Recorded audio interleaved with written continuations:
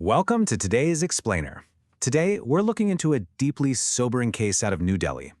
It's the Janakpuri school investigation, and we're going to be focusing entirely on a mother's truly harrowing journey through the justice system.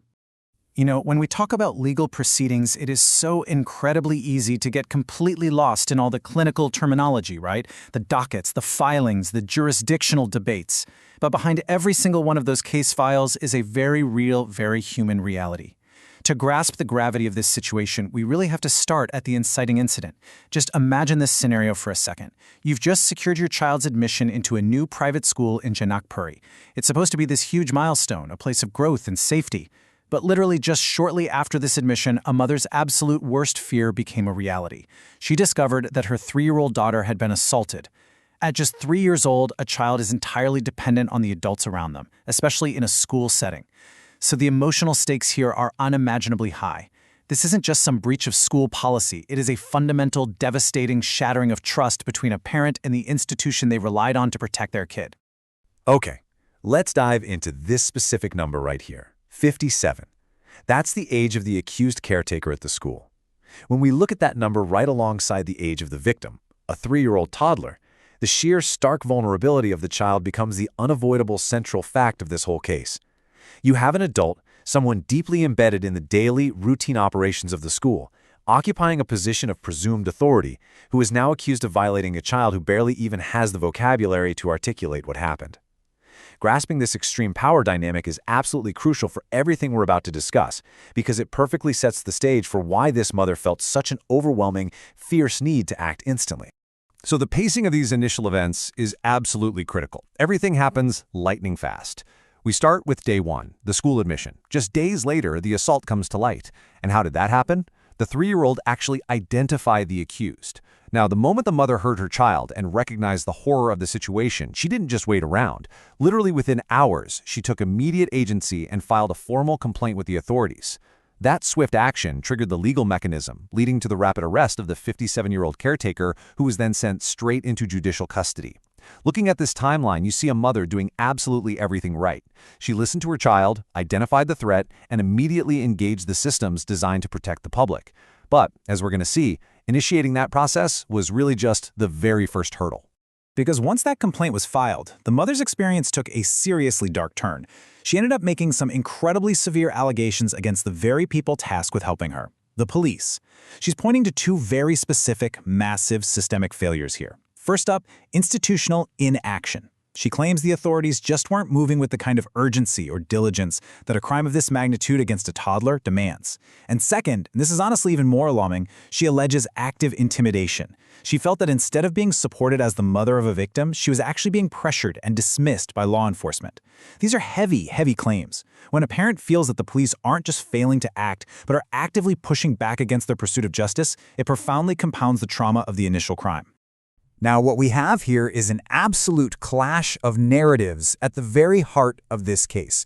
On one side, we have the mother's intense frustration and her severe allegations of inaction and intimidation.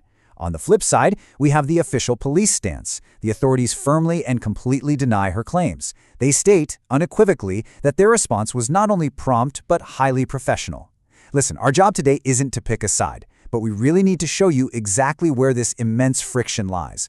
This is a classic, deeply tense standoff between a citizen who feels totally failed by the system and an institution vigorously defending its procedural integrity. You really have to hold both of these competing narratives in your mind, because this clash dictates the entire atmosphere of the ongoing legal battle. And this brilliantly illustrates the police's defense. To counter the claims that they were stalling, the authorities point to a very specific 3-pillared investigative process that they undertook. Step 1. Medical examinations.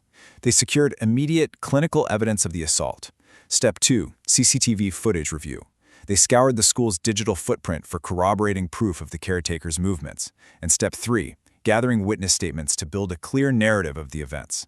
Basically, the authorities are laying this all out to say, look, we followed the book, we gathered the science, the video, and the testimony. They are presenting these rigorous steps as definitive proof that their investigation was completely thorough. So the crucial point is, what actually happens when these 2 forces, the mother's urgent push for justice and the police's gathered evidence, meet the judicial system? Well, it resulted in a massive point of contention. The accused caretaker was granted bail. And get this, he was granted bail despite formal objections from the prosecution. The state lawyers actively argued against releasing him, likely pointing to the severity of the crime and how vulnerable the victim is, but the court granted it anyway. This just exposes the incredibly complex, often frustrating reality of the legal system. For the mother, who has already fought through the trauma of the assault and a huge battle with the police, seeing the accused just walk out on bail is a staggering emotional whiplash. It fundamentally shifts the entire landscape of her fight for accountability. So what does this all mean? What actually happens after bail is granted? Think about the broader implications here for a second. When a family navigates the absolute nightmare of an assault, clashes with the investigating police, and then has to watch the accused secure bail over formal objections, what does that do to their trust in institutions? The burden on the family absolutely doesn't end with an arrest. In a lot of ways, it multiplies.